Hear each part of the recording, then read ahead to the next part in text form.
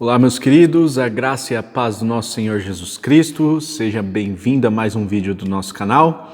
E hoje nós vamos fazer um devocional no livro de Atos, no capítulo 11. Diz a palavra do Senhor: os apóstolos e irmãos de toda a Judéia ouviram falar que os gentios também haviam recebido a palavra de Deus.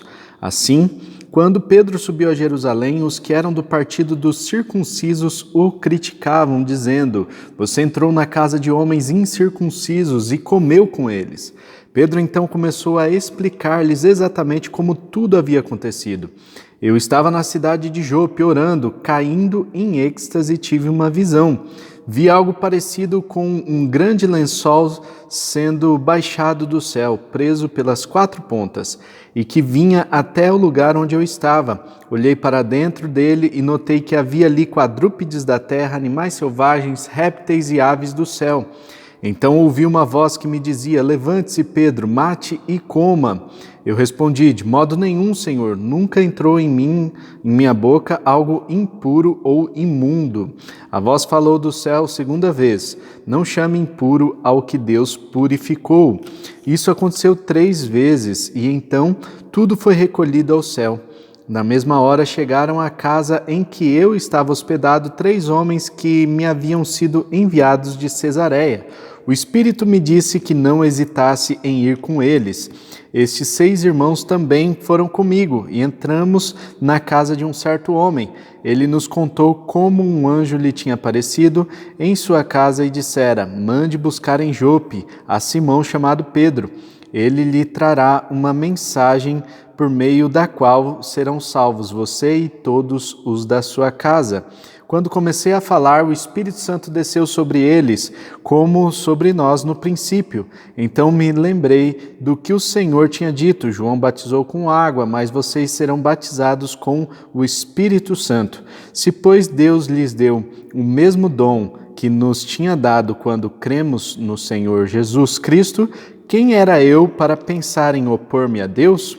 Ouvindo isso, não apresentaram mais objeções e louvaram a Deus, dizendo: então Deus concedeu arrependimento para a vida até mesmo aos gentios. Os que tinham sido dispersos por causa da perseguição desencadeada com a morte de Estevão chegaram até a Fenícia, Chipre e Antioquia, anunciando a mensagem apenas aos judeus. Alguns deles, todavia, cipriotas e sirineus, foram a Antioquia e começaram a falar também aos gregos, contando-lhes as boas novas a respeito do Senhor Jesus. A mão do Senhor estava com eles, e muitos creram e se converteram ao Senhor. Notícias desse fato chegaram aos ouvidos da igreja em Jerusalém, e eles enviaram Barnabé a Antioquia. Este, ali chegando e vendo a graça de Deus, ficou alegre e os animou a permanecerem fiéis ao Senhor de todo o coração. Ele era um homem bom, cheio do Espírito Santo e de fé, e muitas pessoas foram acrescentadas ao Senhor. Então Barnabé foi a Tarso procurar Saulo, e quando o encontrou, levou-o para Antioquia. Assim, durante 1 ano inteiro, Barnabé e Saulo se reuniram com a igreja e ensinaram a muitos. Em Antioquia, os discípulos foram pela primeira vez chamados cristãos. Naqueles dias, alguns profetas desceram de Jerusalém para Antioquia. Um deles, Ágabo, levantou-se e pelo Espírito predisse que uma grande fome sobreviria a todo o mundo romano, o que aconteceu durante o reinado de Cláudio. Os discípulos, cada um segundo as suas possibilidades, decidiram providenciar ajuda para os irmãos que viviam na Judéia e o fizeram enviando suas ofertas aos presbíteros pelas mãos de Barnabé e Saulo.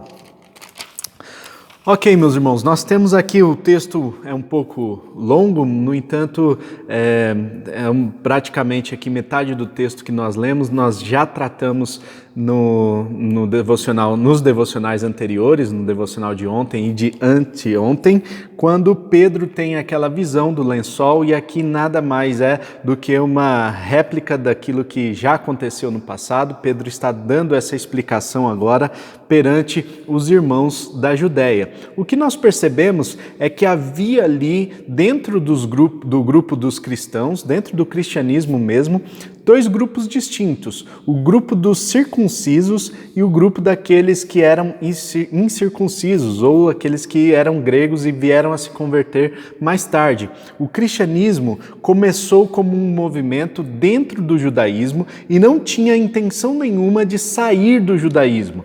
A ideia era apenas trazer um novo conceito, uma nova interpretação da lei e pregar Cristo como sendo o grande Messias, aquele que haveria de vir profetizado no Antigo Testamento. No entanto, o que acontece é que o judaísmo era tão cheio de regras, tão cheio de paradigmas, que tudo isso precisou ser quebrado e Deus fez aí esse movimento com a igreja, principalmente com os apóstolos na era antiga, na igreja dessa época, fazendo com que eles se desligassem do judaísmo. A ideia não era essa no início, mas aconteceu que os cristãos então foram se desligando aos poucos do judaísmo e criaram, né, esse movimento chamado de cristianismo.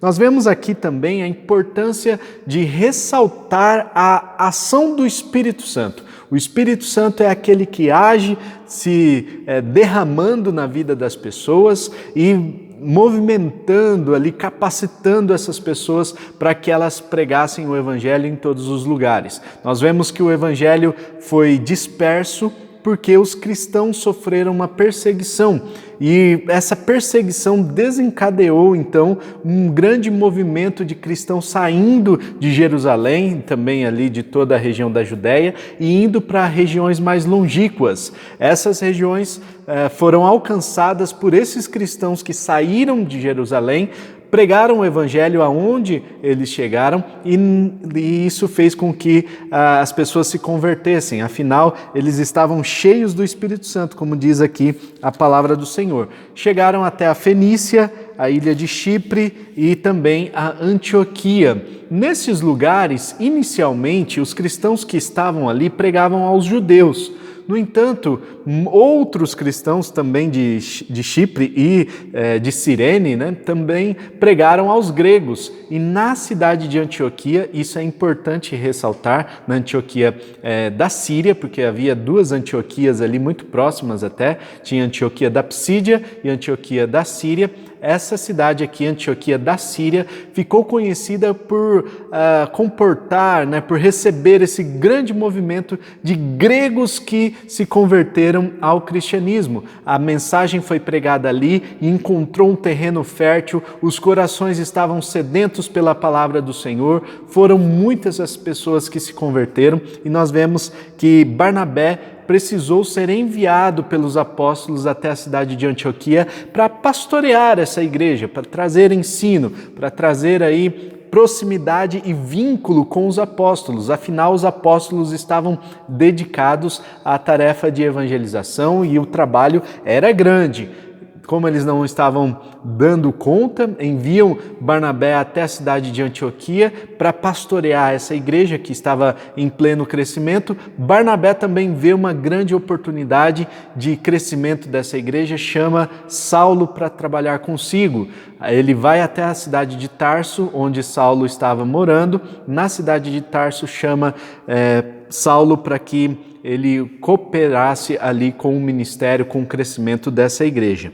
Mas é muito interessante observar as qualificações de Barnabé dadas aqui no versículo 24.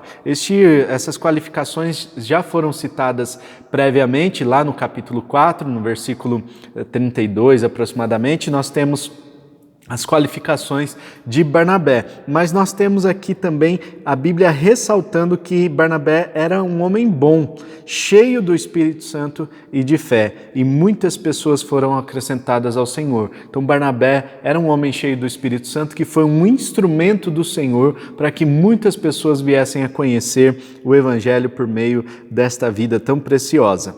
Nós vemos aqui também na cidade de Antioquia os cristãos, né? Então aqueles que se converteram ao cristianismo sendo pela primeira vez chamados de cristãos. Na verdade, o termo cristão não era algo muito legal, né? Não era um termo até pejorativo, vamos dizer assim. No entanto, como eles assumiram essa identidade, eles não levaram a mal esse nome e levaram até como uma coisa boa. Cristão significa mini-Cristo, né? Seria uma imagem de Cristo, um Jesus em miniatura, né? Então nós temos aí o Jesus Cristo que fez uma grande obra, pregou muitas mensagens, deixou um legado muito grande, e aí vem os mini-Cristos, né? Então os cristãos são chamados assim aqueles que se converteram lá na cidade de Antioquia. Mais para frente eles assumem essa identidade e em todo o resto do Novo Testamento, e até hoje nós vemos esse nome dado àqueles que se convertem ao cristianismo, os cristãos. Depois nós vemos também um profeta que aparece aqui. É muito interessante que esse profeta só aparece nesse texto. Esse profeta, ele não tem uma história prévia, não tem uma história posterior. Ele aparece aqui no texto de Atos, no capítulo 28, e depois ele some. Não tem nenhuma outra referência sobre Ágabo. Ágabo foi um profeta que levantou-se pelo Espírito e predisse uma fome que haveria de recair ali, sobreviria sobre todo o mundo romano. E essa fome veio a acontecer. Lucas faz questão de registrar que essa fome aconteceu, ou seja, esse profeta era um profeta que realmente profetizou da parte de Deus, né? Ele proferiu a palavra da parte de Deus, a profecia se cumpriu e a igreja de Antioquia se reuniu, juntou ali as ofertas. Os presbíteros fizeram isso, né?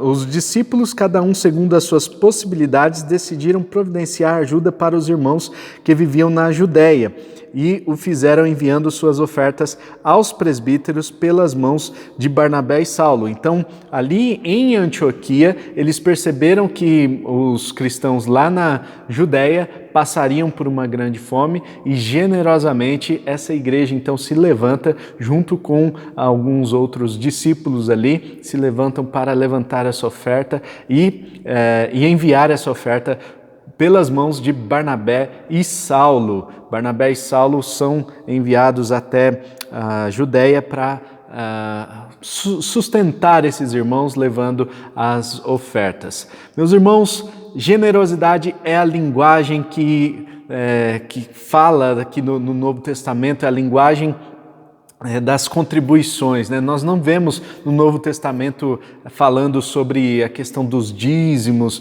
sobre a questão de ofertas específicas, mas nós vemos a generosidade entrando em ação aqui nessa igreja. Nós vemos em outros textos também, é a linguagem que comunica com Deus. A generosidade da igreja faz com que o coração de Deus seja movido, faz com que muitas pessoas sejam sustentadas, faz com que a obra de Deus seja mantida. Afinal, sem a generosidade de muitas pessoas que contribuem financeiramente, ficaria complicado o trabalho de manutenção das viúvas, daqueles órfãos e todo o trabalho social que a igreja tem de alguma forma se envolvido.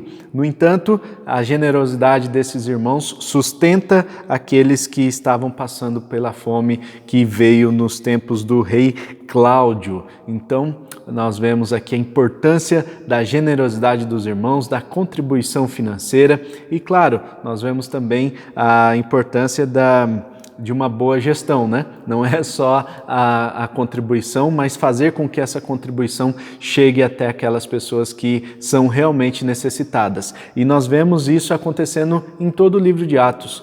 A generosidade sustentando muitas pessoas que estavam passando por necessidade. Amém? Vamos orar então para que no dia de hoje nós recebamos esse Espírito Santo nos dando a direção, nos dando a capacitação para que sejamos instrumentos do Senhor e possamos pregar o Evangelho em todos os lugares que nós formos. Amém?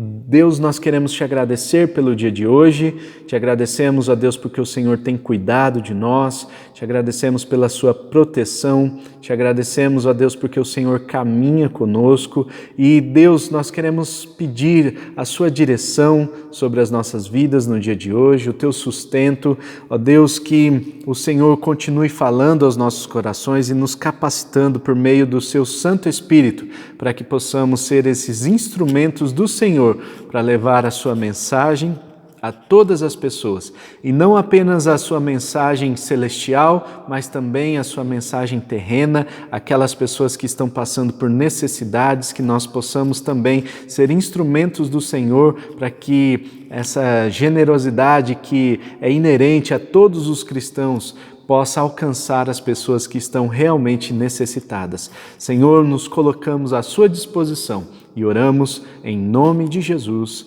Amém e amém. Amém, meus irmãos?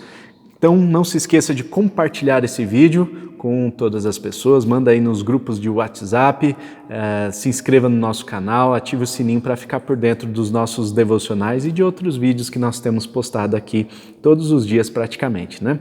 Deus abençoe, tamo junto, um forte abraço e tchau!